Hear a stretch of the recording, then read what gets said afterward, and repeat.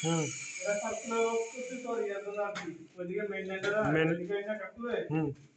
এদিকে নামাইলাম আর রুমারটা আছে না সবগুলো আগে বোর্ডের ভিতরে কানেকশন করে হুম আর এটা হলো তোর আছে না TV coil wall TV coil dish coil console wiring এর সুইচের বাইরে লাগিয়ে ঠিক আছে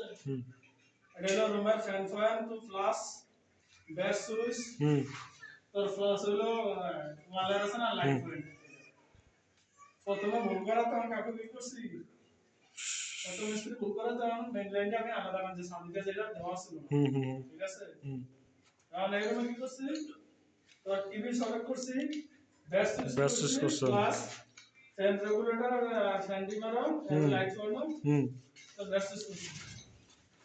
তাহলে এর মানে তোমার এডিশনাল হিসেবে কোনো কাজ রয়েছে কি যদি কোনো সময় জিপস করে এই যে বর্ডারের কাছে তার ঢুকাইছে এদিকেতে দুইটা বার করে এই কোণাত নিতে পারবো তাহলে এটা